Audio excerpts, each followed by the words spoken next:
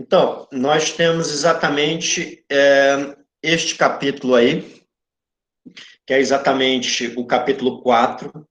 Nós iremos falar sobre os movimentos de independência americanos, tá? Esses movimentos de independência, nós vimos aqui algumas coisas importantes, nós vimos nas nossas aulas passadas alguns pontos importantes. Entre eles, nós vimos o iluminismo, que foi exatamente um movimento de ideias que falava sobre a razão, que falava sobre a ideia das liberdades humanas, os seres humanos ali lutando por esse ideal de ser livre, a liberdade de expressão, a liberdade de pensamento, a liberdade comercial. E esse iluminismo, ele vai fazer com que as suas ideias cheguem até a América.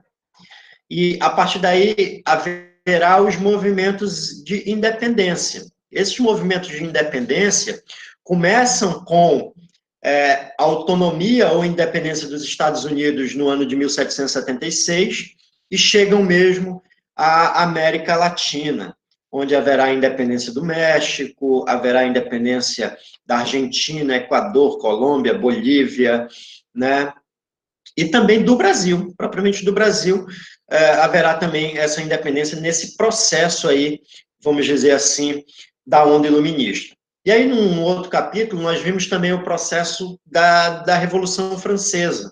Essa Revolução Francesa também com os ideais iluministas, que queria ali combater as opressões em relação as opressões que o rei cometia, as opressões que a igreja cometia, né? Os mandos e desmandos ali do absolutismo.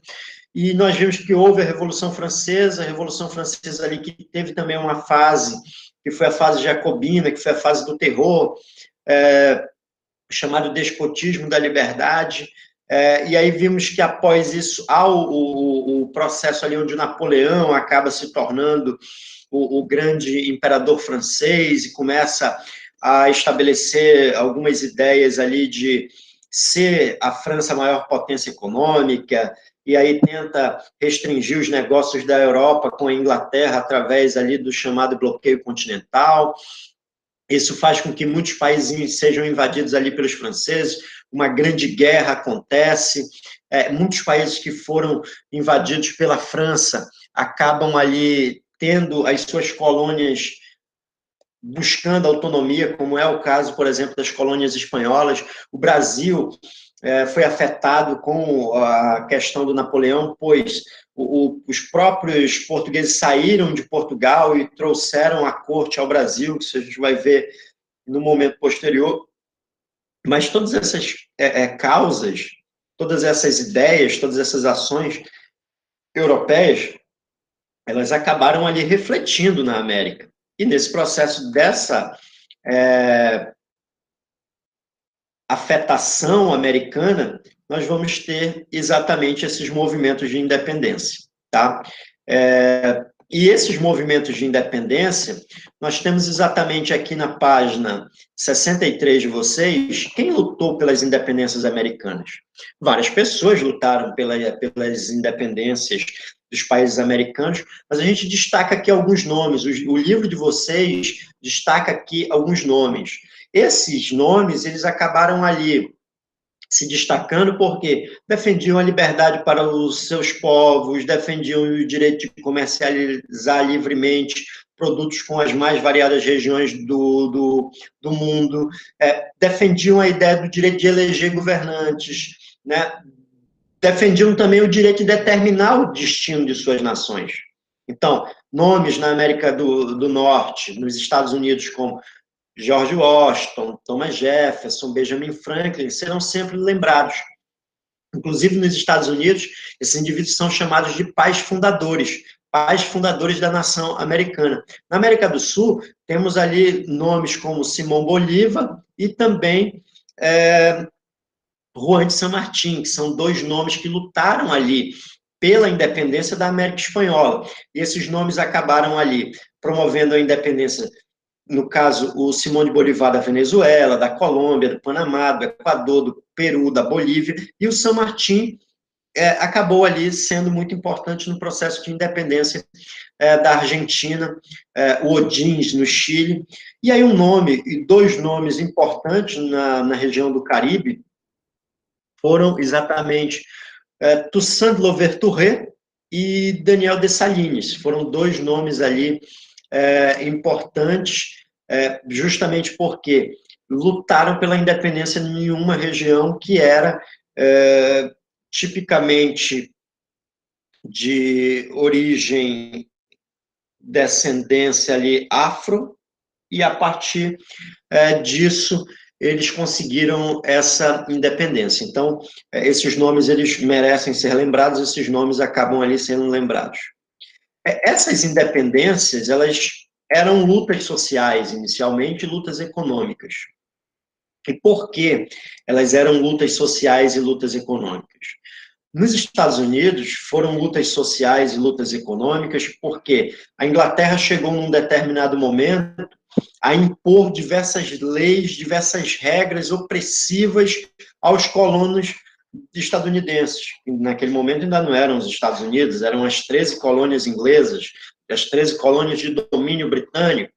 Então, a partir daí, havia diversas imposições, houve diversas imposições dos ingleses. E na América Espanhola, o que acabava acontecendo? A América Espanhola, os crioulos, que eram exatamente os descendentes de europeus nascidos na América, eles acabavam sendo oprimidos por quem? Pelos chapetones, pela coroa espanhola. E no Haiti, a questão foi exatamente os escravos se unindo, os ex-escravos se unindo, contrários aos brancos franceses e lutando pela liberdade, certo? Então, até mesmo a liberdade, aqui ela tem uma conotação diferente para esses vários indivíduos. Nós podemos dizer que na América do Norte, nos Estados Unidos, essa liberdade era uma liberdade política, era uma liberdade econômica, certo? Na América do Sul também é uma liberdade política e uma liberdade econômica, e no Haiti essa liberdade era o fim da escravidão. Então são pontos aí que nós temos também que verificar como pontos norteadores. Aqui essa imagem traz exatamente a figura de Simão Bolívar, ou Simão Bolivar. Né? É uma pintura de Andrew Holt, né, do século XX. O Simão de Bolívar, ele nasceu em 1783, no que hoje é a atual Venezuela, né, na cidade de Caracas. Ele estudou na Espanha, ele viajou pela França, pelos Estados Unidos, e a partir daí absorveu as ideias iluministas, as ideias de independência, inclusive dos Estados Unidos, já que os Estados Unidos vai ser a primeira colônia do mundo a se tornar independente, né? A partir daí, o Simão Bolivar passou a combater o absolutismo também e as medidas absolutistas que a coroa espanhola tomava na América, e ele comandou um exército, liderou um exército para que os países da América do Sul se tornassem independentes, certo? Agora nós vamos falar aqui exatamente da Revolução Americana. Essa ideia de Revolução Americana é para designar exatamente a independência dos Estados Unidos. Essa independência, ela foi uma mobilização dos colonos contra medidas ali que foram adotadas pelos ingleses. Até mais ou menos a década de 1760, a Inglaterra deixava os colonos com uma certa liberdade, poucos impostos, autorização para que eles pudessem constituir exército, armar navios, comerciar pelos mares. Porém, a Inglaterra entrou em diversas guerras contra a França. Uma delas foi a Guerra dos 7 Anos. A partir dessa Guerra de 7 Anos, a Inglaterra, vencedora da guerra, mesmo assim contraiu muitas dívidas. E para que essas dívidas elas pudessem ser pagas, o que fez a Inglaterra? Ela acabou estabelecendo diversas leis que eram leis de cobrança de impostos para aumentar os lucros e também fazer com que os prejuízos da guerra pudessem ali ser amenizados. Então, os ingleses criaram a Lei do Açúcar em 1764, a Lei do Selo em 1765, a Lei do Aquartelamento em 1765, a Lei Declaratória em 1766, as leis de Townshend em 1767 e a Lei do Chá em 1773. todas essas leis, elas acabavam cobrando impostos excessivos e exorbitantes dos colonos ingleses. Isso é lógico que gerou diversas revoltas, e uma dessas revoltas é conhecida como a partida do chá de Boston ou a festa do chá de Boston. Essa revolta, essa manifestação aconteceu em dezembro de 1773, quando cerca de 150 colonos se vestiram de índios e aí jogaram ao mar ali em torno de 340 caixas de chá. Por que os colonos se revoltaram? Porque em 1773 foi criada a Lei do Chá, e essa Lei do Chá dizia o seguinte, que os ingleses só podiam comerciar chá com a Índia, com a Companhia das Índias Britânicas. E não poderiam comprar chá de nenhum lugar, a não ser dessa companhia. Lógico que essa companhia, a partir daí, por ter o monopólio, vendia esse chá ao valor que quisesse, o valor mais alto possível. Então, os colonos acabaram se revoltando e essa revolta aí levou a essa festa do chá de Boston. Os ingleses, é lógico que, pelo prejuízo que tiveram, se sentiram muito ofendidos e, a partir daí, o que foi que fizeram? Criaram outra série de leis, as denominadas leis intoleráveis, inclusive estabelecendo o seguinte, declarando que todas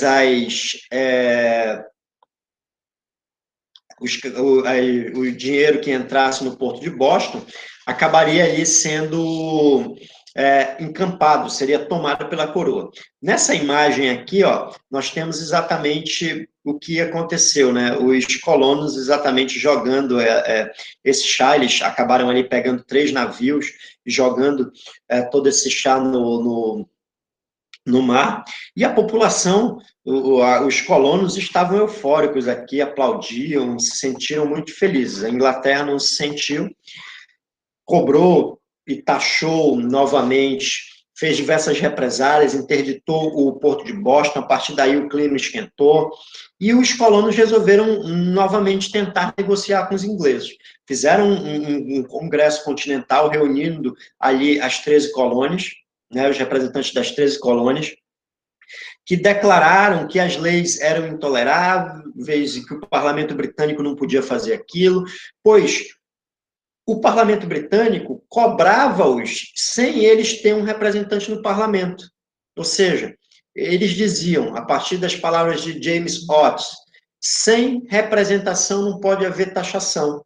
Então, se eu não tenho um representante lá no parlamento inglês, como é que os ingleses querem me taxar? Então, aí começou as discussões em relação a essas questões das leis intoleráveis. O que fez os ingleses? Os ingleses não deram a mínima para o que os colonos diziam. E aí, as coisas esquentaram. A partir de 1775, estabelecido ali o segundo congresso, em maio, segundo congresso da Filadélfia. O fazendeiro George Washington é nomeado como comandante-geral do Exército Revolucionário, que já tinham os ingleses ali atacado os colonos em 1774 em Concord, e a partir daí a guerra se acirrava. O George Washington passou a ser comandante ali do Exército Revolucionário, e em 4 de julho de 1776, os colonos eles aprovam ali a Declaração de Independência dos Estados Unidos, que teve como um dos redatores o Thomas Jefferson. E ela afirmava exatamente a união das colônias em ter o direito de ser livres e independentes, tá? Então, era exatamente isso, e que se desligavam a partir daquele momento da Grã-Bretanha. É lógico que essa declaração de independência não foi aceita pelos ingleses. A guerra vai durar pelo menos até 1781, quando os ingleses se rendem.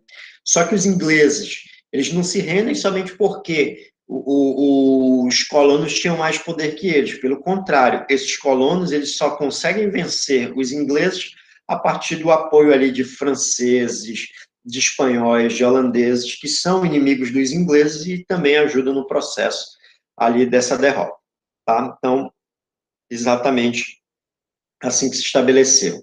E 2 anos depois foi assinado o Tratado de Paris, em 1783, onde a Inglaterra acabou reconhecendo ali a independência dos Estados Unidos.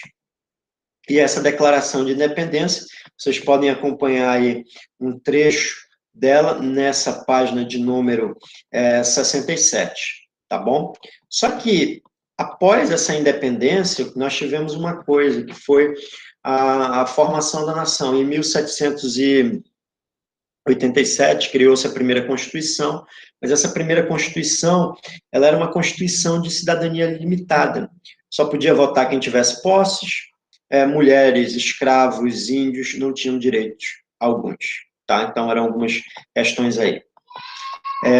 E aí nós vamos falar agora da Revolução no Haiti. Essa Revolução no Haiti, ela aconteceu porque 85% da população da ilha do Haiti eram de escravos, dos 800 mil habitantes que existiam. Os haitianos, eles acabaram, ou o Haiti, melhor dizendo, ele acabou sendo colonizado pelos franceses. E a Revolução Francesa, ela acabou trazendo ali o processo de libertação dos escravos. Só que, quando caiu o poder dos jacobinos, os escravos voltaram a ser, os ex-escravos, naquele momento, voltaram a ser escravizados. E aí o clima esquentou, né?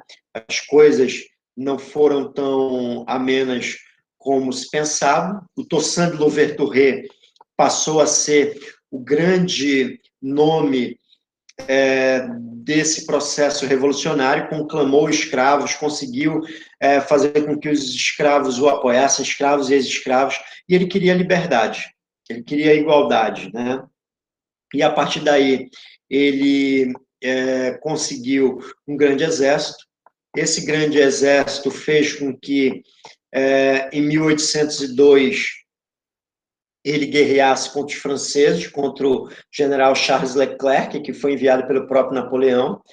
O Leclerc tinha um exército de 60 mil homens para estabelecer a ordem, porém acabou sendo derrotado, mas o Toussaint de Louverture foi capturado e foi enviado para a França, onde ele morreu devido às péssimas condições da prisão. Em 1813, ele foi substituído por Jean-Jacques Dessalines, por Pétion e por Christophe, que continuaram a guerra. Os franceses acabaram não aguentando e o Haiti se tornou livre em 1804. E os haitianos, eles tinham ainda até uma ideia ali de que era para fazer uma revolução étnica também. Morte a todos os brancos, eram assim que os haitianos pensavam também, os negros haitianos. E aí nós temos aqui as revoluções na América Espanhola. Essas revoluções na América Espanhola, elas são originárias exatamente das questões ali da opressão que os espanhóis faziam à elite crioula, mas também a diversos grupos subalternos, como, por exemplo, os indígenas. Houve diversas tensões e rebeliões antes da independência dessas nações, como, por exemplo, uma que ocorreu em 1780, liderada por José Gabriel de Condorque. Ele se disse o novo Tupac Amaru, que quem foi Tupac Amaru? Foi o último imperador inca, né? E aí ele fez uma revolta, o Gabriel Condorcanqui, e ele acabou sendo executado pela coroa espanhola, tá? E foi executado desta forma aqui, ó. Amarraram-no com cavalos pelos braços e pelas pernas e puxaram até ele se destroçar todo. Mas a independência, ou as independências propriamente ditas, elas começam ali a partir do ano de 1810, começam ali os primeiros movimentos de emancipação, né? E justamente porque, a partir de 1808, Napoleão ele invadiu ali a Península Ibérica, tirou o rei da Espanha do poder e botou o irmão dele. Diante disso, as colônias americanas não aceitavam as ordens vindas da Espanha. A partir daí, começa o processo de independências. Em 1810 foi a independência, ou o processo revolucionário no Rio da Prata, na região da Argentina, que teve a sua independência proclamada em 1810, a partir da chamada Revolução de Maio. O grande líder, o grande libertador, foi exatamente o San Martín, apoiado ali pelo Simón Bolívar. Também temos, a partir disso, a independência da Colômbia, a independência do Equador, a independência da Bolívia, certo? Que são de extrema relevância nesse processo. E o nome importante é o Simão Bolívar, e o Simão Bolívar tinha uma ideia, fazer com que a América se tornasse uma grande nação, um grande país. É lógico que essa ideia não deu muito certo devido a termos aí diversas nações ou diversos povos que acabaram ali não aceitando se unir em uma só nação. Isso foi até tentado em um congresso chamado Congresso de Tucumã. No México, essa independência se deu a partir da figura do Miguel Hidalgo, né, um padre que era a favor da liberdade, era a favor ali de uma maior participação social dos pobres, dos indígenas, porém essa independência acabou ocorrendo somente ali pelos idos de 1821, né? Mas a ideia do Miguel Hidalgo ela surge ali a partir de 1810, tá? Então, vamos aqui, o processo depois da independência, esse processo aí, depois da independência, ele acabou sendo um processo onde diversas nações acabaram surgindo, Colômbia, Venezuela, Equador, Bolívia, Peru, Argentina, México, tá?